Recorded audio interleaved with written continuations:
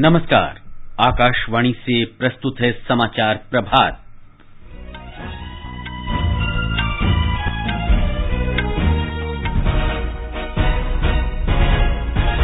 प्रधानमंत्री नरेंद्र मोदी ने 15 से 18 वर्ष के बच्चों का कोविड टीकाकरण 3 जनवरी से शुरू करने की घोषणा की। स्वास्थ्य कर्मियों तथा अन्य रोगों से ग्रस्त और 60 वर्ष से अधिक उम्र के बीमार लोगों को 10 जनवरी से एहतियाती डोज। भारत बायोटेक के कोवैक्सीन को 12 से 18 वर्ष के बच्चों में आपात उपयोग की अनुमति मिली। केंद्र ने कोविड संक्रमण की रोकथाम के लिए 10 राज्यों में केंद्रीय दल भेजे। असम सरकार ने आज से राज्य में रात का कर्फ्यू लगाने का फैसला किया। प्रधानमंत्री नरेंद्र मोदी आज सवेरे 11 बजे मन की बात कार्यक्रम में अपने विचार साझा करेंगे। पंजाब के पुलिस महानिदेशक ने कहा, लुधियाना विस्फोट के आरोपियों के विदेशी एजेंसियों, ड्रग माफिया और खालिस्तानियों से संबंध। नासा ने ब्रह्मांड के रहस्यों का पता लगाने के लिए विश्व की सबसे शक्तिशाली अंतरिक्ष दूरबीन को सफलतापूर्वक स्थापित किया। भारत और दक्षिण अफ्रीका के बीच 3 मैचों की क्रिकेट टेस्ट श्रृंखला का पहला मैच आज से सेंचुरियन में और उत्तर प्रदेश ने 11वीं जूनियर राष्ट्रीय पुरुष हॉकी चैंपियनशिप का खिताब जीता।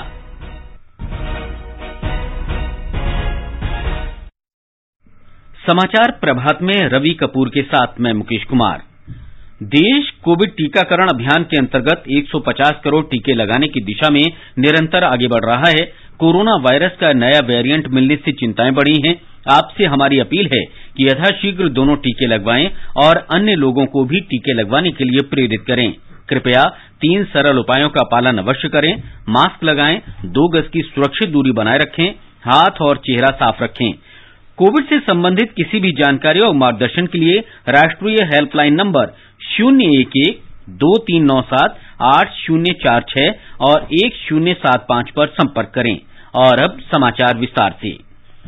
प्रधानमंत्री नरेंद्र मोदी ने 15 से 18 वर्ष के बच्चों का कोविड टीकाकरण अगले महीने की 3 तारीख से शुरू किए जाने की घोषणा की है। कल रात राष्ट्र के नाम संबोधन में उन्होंने कहा कि इससे न केवल कोविड के खिलाफ देश का संघर्ष मजबूत होगा, बल्कि स्कूल और कॉलेज के विद्यार्थियों की स्वास्थ्य रक्षा में भी मदद मिलेगी। हमारे वैक्सीनेशन को जब 11 महीने पूरे हो चुके हैं, तो सारी चीजों का वैज्ञानिकों ने जो अध्ययन किया है और विश्व भर के अनुभवों को देखते हुए कुछ निर्णय लिए गए हैं। 15 साल से 18 साल की आयु के बीच के जो बच्चे हैं, अब उनके लिए देश में वैक्सीनेशन प्रारंभ होगा। 2022 में 3 जनवरी को सोमवार के दिन से इसकी शुरुआत की जाएगी। ये फैसला कोरोना के खिलाफ देश की लड़ाई को तो मजबूत करेगा ही, स्कूल कॉलेजों में जा रहे हमारे बच्चों की और उनके माता पिता की चिंता भी कम करेगा। प्रधानमंत्री ने कहा कि स्वास्थ्य कर्मियों और अग्रिम पंक्ति के कोरोना योद्धाओं ने महामारी से संघर्ष में बड़ी भूमिका निभाई है। इसलिए सरकार ने निर्णय लिया है कि 10 जनवरी से इन्हें एहतियाती डोज लगाए जाने की शुरुआत होगी। कोरोना वैक्सीन का अब तक का ये भी अनुभव है कि जो अधिक आयु वाले हैं और पहले से ही किसी न किसी गंभीर बीमारी से पीड़ित है, उन्हें प्रिकॉशन लेना सलाह योग्य है। इसको ध्यान में रखते हुए 60 वर्ष से ऊपर की आयु के कोमॉर्बिडिटी वाले नागरिकों को उनके डॉक्टर की सलाह पर वैक्सीन की प्रिकॉशन डोज का विकल्प उनके लिए उपलब्ध होगा। ये भी 10 जनवरी से प्रारंभ होगा। श्री मोदी ने कहा कि विश्व के अनेक देशों में नए वेरिएंट ओमिक्रॉन के कारण कोविड रोगियों की संख्या बढ़ रही है। आप सभी 2022 के स्वागत की तैयारी में जुटे हैं, लेकिन उत्साह और उमंग के साथ ही ये समय सचेत रहने का भी है। आज दुनिया के कई देशों में कोरोना के नए वेरिएंट ओमिक्रॉन की वजह से संक्रमण बढ़ रहा है। भारत में भी कई लोगों के ओमिक्रॉन से संक्रमित होने का पता चला है। मैं आप सभी से आग्रह करूंगा कि पैनिक न करें, सावधान रहें, सतर्क रहें, मास्क उसका भरपूर उपयोग करें और हाथों को थोड़ी थोड़ी देर पर धुलना, इन बातों को हमें भूलना नहीं है। प्रधानमंत्री ने कहा कि देश ने बहुत पहले ही वैक्सीन विकास पर मिशन मोड में काम करना शुरू कर दिया था उन्होंने कहा कि लगभग 90% पात्र आबादी को पहली खुराक और 61% से अधिक लोगों को दोनों खुराक दी जा चुकी हैं। उन्होंने कहा कि विश्व का पहला डीएनए टीका नेजल वैक्सीन जल्द ही भारत में मिलने लगेगा। उन्होंने कहा कि वैश्विक अनुभवों से पता चलता है कि कोविड के खिलाफ संघर्ष में व्यक्तिगत स्तर पर सुरक्षा उपायों का पालन सबसे प्रभावी हथियार है। प्रधानमंत्री ने देशवासियों को कोरोना की चुनौती से निपटने के लिए तैयारियों के प्रति आश्वस्त भी किया। आज देश के पास 18 लाख आइसोलेशन बेड्स हैं, 5 लाख ऑक्सीजन सपोर्टेड बेड्स हैं, 1,40,000 आईसीयू बेड्स हैं। आईसीयू और नॉन आईसीयू बेड्स को मिला दें तो 90,000 बेड्स विशेष तौर पर बच्चों के लिए भी हैं। आज देश में 3,000 से ज्यादा पीएसए ऑक्सीजन प्लांट्स काम कर रहे हैं। 4 लाख ऑक्सीजन सिलेंडर्स देश भर में दिए गए हैं। राज्यों को जरूरी दवाओं की बफर डोज तैयार करने में सहायता की जा रही है। उन्हें पर्याप्त टेस्टिंग किट्स भी मुहैया कराई जा रही है। प्रधानमंत्री ने अफवाह, भय और भ्रम फैलाने के खिलाफ सतर्क किया। उन्होंने विश्व के सबसे बड़े टीकाकरण अभियान की गति और तेज करने की भी अपील की। भारत बायोटेक के कोविड टीके कोवैक्सीन को 12 से 18 वर्ष के बच्चों में आपात उपयोग की अनुमति मिल गई है। भारत बायोटेक ने कहा कि कोवैक्सीन को इस तरह तैयार किया गया है कि वयस्कों और बच्चों में इसकी समान डोज लगाई जा सकती है। भारत बायोटेक ने कहा कि कोवैक्सीन मूल कोरोना वेरिएंट और बाद के वेरिएंट के लिए वयस्कों में सुरक्षित और प्रभावी साबित हुआ है। कंपनी ने कहा कि इसकी सुरक्षा और रोग प्रतिरोधक क्षमता डेटा अध्ययन में ये बच्चों के लिए सुरक्षित प्रमाणित हो चुका है। नए वेरिएंट ओमिक्रॉन सहित कोविड रोगियों की बढ़ती संख्या और कम टीकाकरण वाले 10 राज्यों में केंद्रीय दलों की तैनाती की गई है। केंद्रीय स्वास्थ्य मंत्रालय ने बताया कि ये टीम केरल, महाराष्ट्र, तमिलनाडु, पश्चिम बंगाल, मिजोरम, कर्नाटक, बिहार, उत्तर प्रदेश, झारखंड और पंजाब में भेजी गई हैं। केंद्रीय टीम राज्यों में 3 से 5 दिन तक रहेंगी और राज्य स्वास्थ्य प्राधिकरणों के साथ कोविड प्रबंधन करेंगी। केंद्रीय दलों को संपर्क का पता लगाने, संक्रमण की रोकथाम और निगरानी तथा जीनोम सीक्वेंसिंग के लिए पर्याप्त नमूने भेजने की जिम्मेदारी दी गई है। ये एहतियाती उपायों, अस्पतालों में बिस्तरों, वेंटिलेटर और ऑक्सीजन की उपलब्धता तथा टीकाकरण की प्रगति पर भी ध्यान देंगी।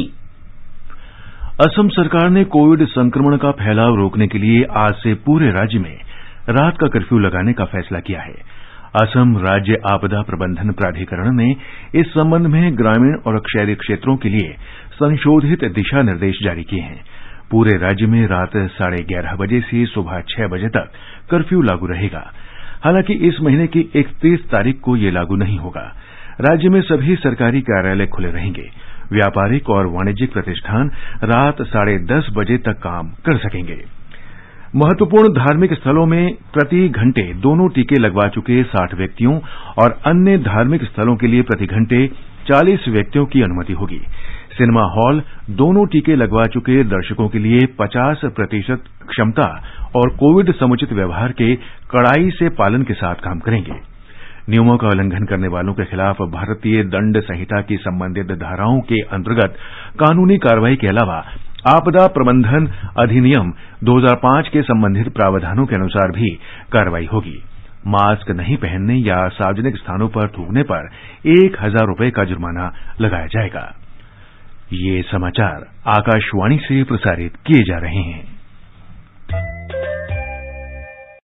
काशी, एक ऐसा नगर जिसकी भव्यता है भगवान विश्वनाथ से। इस भव्यता को और भव्य बना रहे हैं माननीय प्रधानमंत्री श्री नरेंद्र मोदी जी। विश्व के सबसे प्राचीन मंदिर का हो रहा है लोकार्पण। इस महत्वाकांक्षी योजना से मंदिर चौक के व्यूइंग पॉइंट से मां गंगा और बाबा के स्वर्ण जड़ित शिखर का दर्शन एक साथ होगा। यहाँ मौजूद एम्पोरियम में देश की हस्त निर्मित हैंडीक्राफ्ट आदि चीजें भी एक छत के नीचे मिल सकेंगी। महापर्वों पर मंदिर चौक प्रांगण में 5,000 दर्शनार्थी के एक साथ खड़े होने की व्यवस्था होगी। मंदिर परिसर के पूर्वी द्वार से बाहर निकलते ही आप मंदिर चौक के विशाल एरिया में पहुंच जाएंगे। ये सूचना उत्तर प्रदेश सरकार द्वारा प्रसारित। हर जोखिम से निकल कर फसल आए, सुरक्षित हो जाए।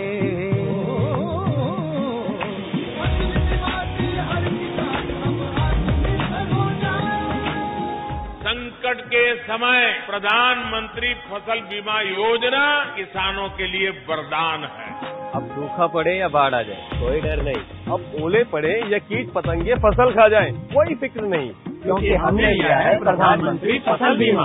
बुआई से फसल कटाई तक हर जोखिम का दावा, न्यूनतम प्रीमियम पर अधिकतम भुगतान का वादा। योजना से हर साल जुड़ रहे हैं 5 करोड़ से ज्यादा किसान। अब आपकी है बारी। नजदीकी कृषि कार्यालय, सहकारी समिति, बैंक शाखा, अधिकृत बीमा कंपनी या जन सेवा केंद्र में स्वेच्छा से करा सकते हैं पंजीकरण। फसल बीमा पोर्टल या फसल बीमा ऐप द्वारा भी कराया जा सकता है पंजीकरण। प्रधानमंत्री फसल बीमा योजना, आपकी फसलों का संपूर्ण सुरक्षा कवच। कृषि एवं किसान कल्याण मंत्रालय, भारत सरकार।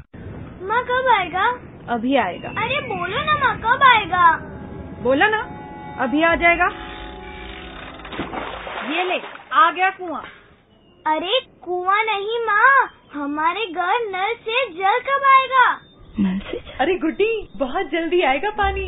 जल जीवन मिशन आ चुका है। हम 1 कदम उठाएंगे तो सरकार 10 कदम उठाएगी। सच? तुम्हारे मुंह में घी शक्कर।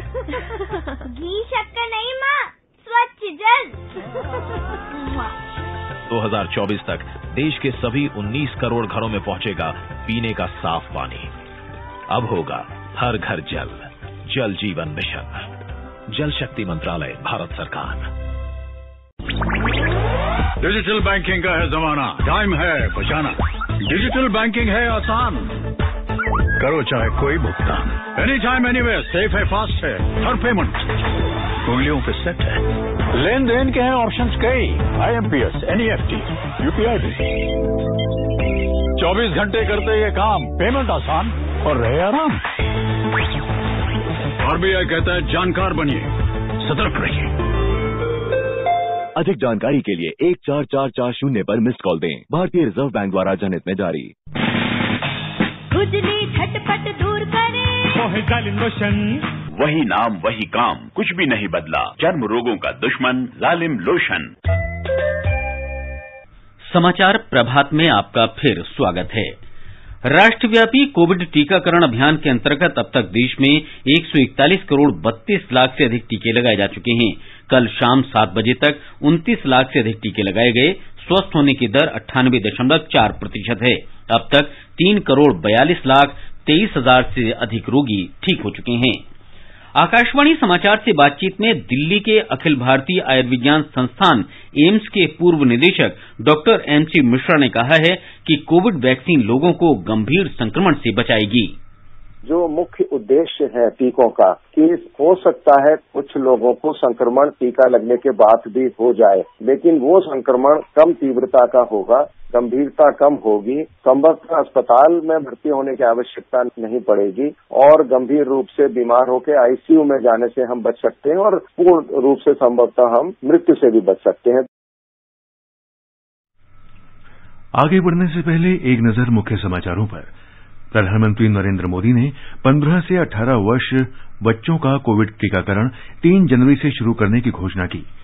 स्वास्थ्य कर्मियों तथा अन्य रोगों से ग्रस्त और 60 वर्ष से ऊपर के बीमार लोगों को 10 जनवरी से एहतियाती डोज। भारत बायोटेक के कोवैक्सीन को 12 से 18 वर्ष के बच्चों में आपात उपयोग की अनुमति मिली। केंद्र ने कोविड संक्रमण की रोकथाम के लिए 10 राज्यों में केंद्रीय दल भेजा। असम सरकार ने आज से राज्य में रात का कर्फ्यू लगाने का फैसला किया। प्रधानमंत्री नरेंद्र मोदी आज सवेरे 11 बजे मन की बात कार्यक्रम में अपने विचार साझा करेंगे। पंजाब के पुलिस महानिदेशक ने कहा, लुधियाना विस्फोट के आरोपियों के विदेशी एजेंसियों, ड्रग माफिया और खालिस्तानियों से संबंध। नासा ने ब्रह्मांड के रहस्यों का पता लगाने के लिए विश्व की सबसे शक्तिशाली अंतरिक्ष दूरबीन को सफलतापूर्वक स्थापित किया। भारत और दक्षिण अफ्रीका के बीच 3 मैचों की क्रिकेट टेस्ट श्रृंखला का पहला मैच आज से सेंचुरियन में और उत्तर प्रदेश ने 11वीं जूनियर राष्ट्रीय पुरुष हॉकी चैंपियनशिप का खिताब जीता। केंद्रीय गृह मंत्री अमित शाह ने कहा है कि वर्ष 2014 से लोकतंत्र में लोगों का विश्वास बढ़ा है। उन्होंने कहा कि लोगों को मोदी सरकार के विकास कार्यक्रमों का लाभ मिल रहा है। गृह मंत्री ने सुशासन का उदाहरण देते हुए कहा कि पिछले 7 वर्ष में मोदी सरकार के खिलाफ भ्रष्टाचार का एक भी आरोप नहीं आया है। उन्होंने मोदी सरकार को स्वच्छ और पारदर्शी सरकार बताया। श्री अमित शाह कल नई दिल्ली में सुशासन दिवस के उपलक्ष्य में आयोजित समारोह को संबोधित कर रहे थे। इस अवसर पर श्री शाह ने सुशासन सूचकांक 2021 जारी किया। इसे प्रशासनिक सुधार और लोक शिकायत विभाग ने तैयार किया है।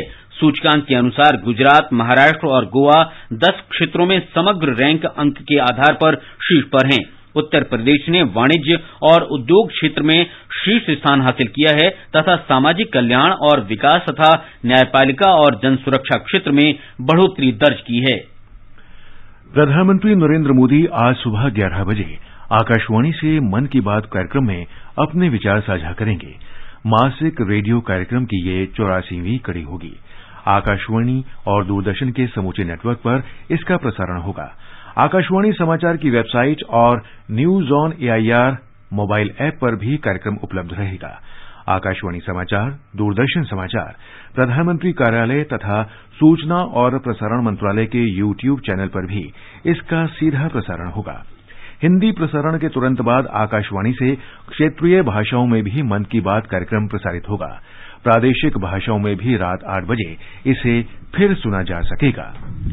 पंजाब पुलिस के महानिदेशक सिद्धार्थ चट्टोपाध्याय ने कहा है कि लुधियाना विस्फोट के आरोपी का विदेशी एजेंसियों, ड्रग माफिया और खालिस्तानी गुटों के साथ संपर्क था। मीडिया को संबोधित करते हुए श्री चट्टोपाध्याय ने कहा कि पंजाब पुलिस के हेड कांस्टेबल पद से बर्खास्त आरोपी गगनदीप सिंह पाकिस्तान स्थित संचालकों के निर्देशों पर काम कर रहा था। श्री चट्टोपाध्याय ने बताया कि गगनदीप सिंह की 23 दिसंबर को लुधियाना की अदालत परिसर में शौचालय में बम लगाने के दौरान मौत हो गई थी।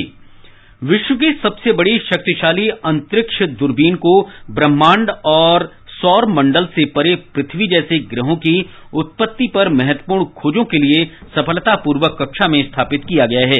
नासा की प्रमुख अंतरिक्ष वेधशाला ने क्रिसमस के दिन जेम्स वेब स्पेस टेलीस्कोप को लॉन्च किया। भारत और दक्षिण अफ्रीका के बीच 3 क्रिकेट टेस्ट मैचों की श्रृंखला का पहला मैच आज से सेंचुरियन में खेला जाएगा। ये मैच भारतीय समय के अनुसार दिन में 1:30 बजे शुरू होगा। पिछले कुछ वर्षों से खेले गए टेस्ट मैचों में भारत ने दक्षिण अफ्रीका की तुलना में बेहतर प्रदर्शन किया है, लेकिन दक्षिण अफ्रीका वर्ष 2014 से सेंचुरियन में किसी भी मैच में पराजित नहीं हुआ है। दक्षिण अफ्रीका दौरे में भारत 3 एक दिवसीय मैच भी खेलेगा। पहला एक दिवसीय मैच 19 जनवरी को खेला जाएगा। तमिलनाडु के कोविलपट्टी में 11वीं जूनियर राष्ट्रीय पुरुष हॉकी चैंपियनशिप में कल उत्तर प्रदेश ने चंडीगढ़ को 3-1 से हराकर खिताब अपने नाम कर लिया। आकाशवाणी का समाचार सेवा प्रभाग विशेष वर्षांत श्रृंखला के अंतर्गत वर्ष 2021 की प्रमुख झलकियां प्रस्तुत कर रहा है। आज हम स्मार्ट सिटी मिशन के अंतर्गत प्रगति के बारे में चर्चा करेंगे। स्मार्ट सिटी मिशन का उद्देश्य सतत और समावेशी शहरों को बढ़ावा देना है। 25 जून 2015 को प्रधानमंत्री नरेंद्र मोदी ने स्मार्ट सिटी मिशन का शुभारंभ करते हुए कहा था कि ये योजना देश में शहरों के विकास के लिए मील का पत्थर साबित होगी। इस देश के 40% जनसंख्या जो या तो शहरों में जीवन गुजारा करती है या शहरों पर आधारित अपना जीवन गुजारा करती है, उनको क्वालिटी ऑफ लाइफ कैसे मिले। एक तरफ झुग्गी झोपड़ी में जिंदगी गुजारा करने वाला वो परिवार, एक तरफ रोजी रोटी की तलाश में शहर की ओर आया हुआ मजबूरन नागरिक, और दूसरी तरफ बदलता हुआ वैश्विक परिवेश।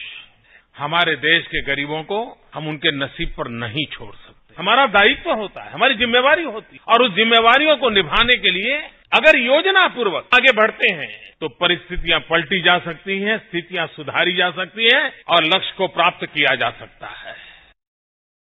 हमारे संवाददाता ने बताया है कि स्मार्ट सिटी मिशन के अंतर्गत जनवरी 2016 से जून 2018 तक प्रतियोगिता के 4 चरणों के जरिए 100 स्मार्ट शहर चुने गए थे। स्मार्ट सिटीज मिशन के शुरुआत के बाद से विभिन्न परियोजनाओं के क्रियान्वयन में उल्लेखनीय प्रगति हुई है। पिछले 39 महीनों में निविदा के लिए जारी की गई परियोजनाओं में 270% की वृद्धि और पूरी हो जाने वाली परियोजनाओं में 407% की वृद्धि हुई है। स्मार्ट सिटीज मिशन का विस्तार अब जून 2023 तक कर दिया गया है ताकि सभी स्मार्ट सिटी में चल रही परियोजनाओं का कार्य तय समय पर पूरा हो सके। केंद्र सरकार ने इस मिशन के तहत अब तक 27,000 करोड़ रुपए से अधिक की राशि जारी की है, जिसमें से 22,000 करोड़ रुपए से अधिक की राशि का उपयोग किया जा चुका है। वहीं अब तक 1,84,000 करोड़ रुपए से अधिक की राशि वाले 6,452 परियोजनाओं की निविदा हो चुकी है। आनंद कुमार, आकाशवाणी समाचार, दिल्ली। आजादी के अमृत महोत्सव के अंतर्गत आइए अब सुनते हैं आकाशवाणी की विशेष प्रस्तुति आजादी का सफर। आजादी का अमृत महोत्सव।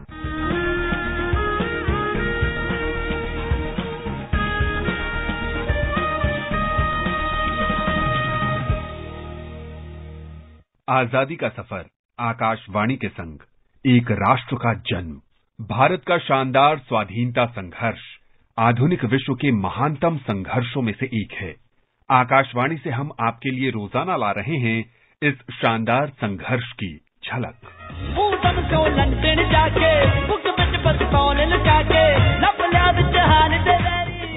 26 दिसंबर महान क्रांतिकारी स्वतंत्रता सेनानी शहीद ऊधम सिंह की जयंती है। 1899 में पंजाब के संगरूर जिले में जन्मे ऊधम सिंह का मूल नाम शेर सिंह था। 20वीं सदी के शुरुआती दशकों में बड़े होने के बाद वो पंजाब में राजनीतिक घटनाओं जैसे 1914 की कामागाटा मारू घटना और गदर पार्टी के गतिविधियों से अत्यंत प्रभावित थे। 1919 में जब जलियांवाला बाग में जनरल डायर का पागलपन देखा तो ऊधम सिंह 20 साल के थे।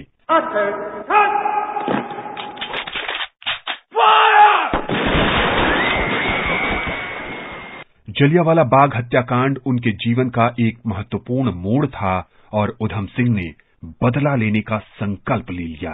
भगत सिंह की गतिविधियों से प्रभावित होकर वो 1924 में गदर पार्टी में शामिल हो गए। अगले कुछ वर्ष तक उन्होंने विदेश यात्रा की और औपनिवेशिक शासन को उखाड़ फेंकने के लिए भारतीय क्रांतिकारियों को विदेशों में संगठित किया। इस दौरान ऊधम सिंह माइकल ओड्वायर की हत्या की योजना बना रहे थे। पगड़ी संभाल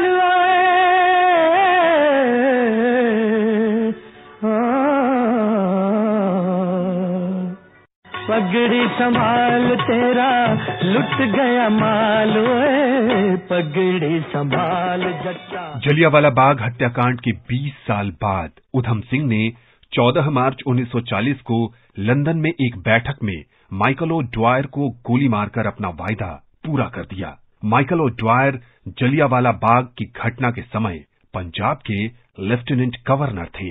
ड्वायर की हत्या ने ब्रिटिश अधिकारियों को झकझोर कर रख दिया। मुकदमे के दौरान जब उन्हें मौत की सजा सुनाई गई तो ऊधम सिंह ने अपनी मुट्ठी हवा में बंद कर ली और जोर से चिल्लाने लगे। The accused would be hanged till death.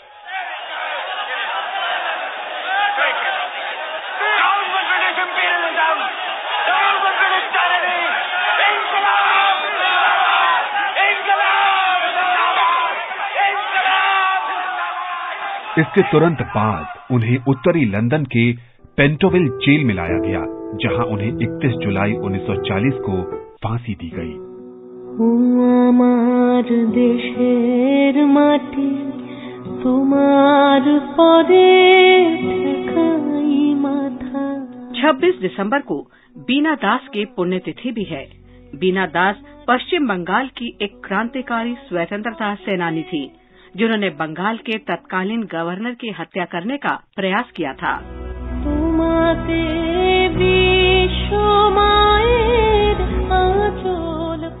24 अगस्त 1911 को कृष्णानगर में जन्मी बीना के पिता बीनी माधव दास कटक में शिक्षक थे। सुभाष चंद्र बोस उनके छात्रों में से एक थे। उनकी मां सरला देवी एक सामाजिक कार्यकर्ता थीं। कम उम्र में बीना दास कोलकाता में महिलाओं के लिए एक अर्ध क्रांतिकारी संगठन में शामिल हो गईं। उनकी एक सहेली सुहासिनी गांगुली थी, जिन्होंने उनका परिचय बंगाल क्रांतिकारी पार्टी से कराया। तभी बीना ने बंगाल के राज्यपाल की हत्या करने का फैसला किया। उस समय बीना कलकत्ता विश्वविद्यालय से स्नातक की पढ़ाई कर रही थीं। 6 फरवरी 1932 को बीना दास विश्वविद्यालय के दीक्षांत समारोह हॉल में कपड़े के नीचे एक रिवॉल्वर छिपाकर चली गईं। उसने गवर्नर जैक्सन पर 5 गोलियां चलाईं। 21 साल की उम्र में उन्हें गिरफ्तार कर लिया गया और 9 साल की सजा सुनाई गई। ब्रिटिश सरकार ने उनका स्नातक प्रमाण पत्र भी जब्त कर लिया। जेल से छूटने के बाद उन्होंने भारत छोड़ो आंदोलन में भाग लिया। आजादी के बाद उन्होंने साथी स्वतंत्रता सेनानी ज्योतिष भौमिक से शादी की। बाद के वर्षों में उन्होंने एक पेशे के रूप में अध्यापन को अपनाया, लेकिन पेशेवर रूप से उन्हें नुकसान हुआ क्योंकि उनके पास स्नातक प्रमाण पत्र नहीं था। सामाजिक कार्यों में उनके योगदान के लिए उन्हें 1960 में भारत सरकार द्वारा पद्मश्री से सम्मानित किया गया। अपनी पति के मृत्यु के बाद वे ऋषिकेश चली गईं। उन्होंने अपना शेष जीवन स्वतंत्रता सेनानियों को सरकार द्वारा प्रदान किए जाने वाले हर तरह के पेंशन से इनकार करते हुए बिताया। 1986 में एकांत और गुमनामी में उनकी मृत्यु हो गई। 2012 में ब्रिटिश सरकार द्वारा रोके जाने के लगभग 80 साल बाद बीना दास को प्रीतिलता वड्डेदार के साथ कलकत्ता विश्वविद्यालय द्वारा मरणोपरांत स्नातक प्रमाण पत्र प्रदान किया गया। हम धरती की इस वीर बेटी को सलाम करते हैं। तुम्हार परे खेला दुखे सुखे। आज बस इतना ही। आजादी का सफर आकाशवाणी के संग। कल फिर मिलेंगे नई कड़ी के साथ।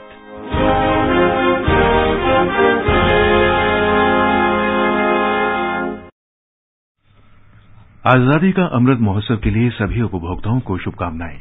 हॉलमार्क सोने की शुद्धता सुनिश्चित करता है। हमेशा हॉलमार्क वाले सोने के आभूषण खरीदें। उपभोक्ता संबंधित किसी भी शिकायत के लिए कृपया राष्ट्रीय उपभोक्ता हेल्पलाइन के टोल फ्री नंबर 14404 पर संपर्क करें। उपभोक्ता मामले विभाग, भारत सरकार द्वारा जनहित में जारी। जागो ग्राहक जागो।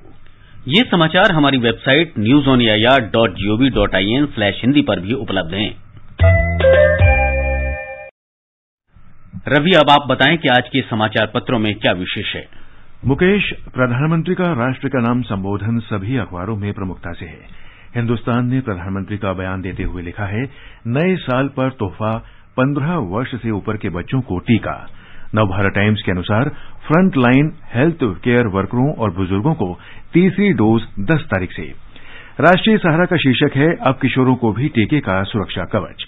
लोकसत्व के अनुसार गुरु पर्व समारोह में प्रधानमंत्री ने देश के समक्ष खतरों के प्रति किया सावधान। आमजन से की एकजुटता की अपील।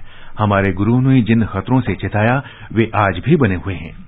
पंजाब केसरी का शीर्षक है, बच्चों के लिए भारत बायोटेक की वैक्सीन को DCGI से मिली मंजूरी।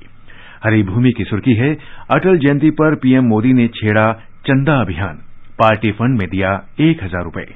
लोकसत्ता के मुताबिक गृहमंत्री अमित शाह ने कहा, मोदी सरकार पर भ्रष्टाचार का कोई आरोप नहीं। राष्ट्रीय सहारा लिखता है, योगी ने 60,000 छात्रों को बांटे टैबलेट और स्मार्टफोन। दैनिक ट्रिब्यून का शीर्षक है, पंजाब में 22 किसान संगठन लड़ेंगे चुनाव। संयुक्त समाज मोर्चा का गठन, राज्यपाल को कमान। दैनिक भास्कर का शीर्षक है, नीलाम होगा नीरव मोदी का रिदम हाउस। वीर अर्जुन का शीर्षक है, जम्मू कश्मीर में 24 घंटों में 5 आतंकी ढेर। 183 हुआ इस साल का स्कोर। 36 नागरिक भी मारे गए और 44 सुरक्षाकर्मियों ने दी शहादत। राजस्थान पत्रिका ने लुधियाना कोर्ट ब्लास्ट जांच में दावा देते हुए लिखा है, पंजाब को सुलगाने की खातिर खालिस्तानी गुट ने किया धमाका। और अंत में मुख्य समाचार एक बार फिर। प्रधानमंत्री नरेंद्र मोदी ने 15 से 18 वर्ष के बच्चों का कोविड टीकाकरण 3 जनवरी से शुरू करने की घोषणा की। स्वास्थ्य कर्मियों तथा अन्य रोगों से ग्रस्त और 60 वर्ष से ऊपर के लोगों को 10 जनवरी से एहतियाती डोज। भारत बायोटेक के कोवैक्सीन को 12 से 18 वर्ष के बच्चों में आपात उपयोग की अनुमति मिली। केंद्र ने कोविड संक्रमण की रोकथाम के लिए 10 राज्यों में केंद्रीय दल भेजे।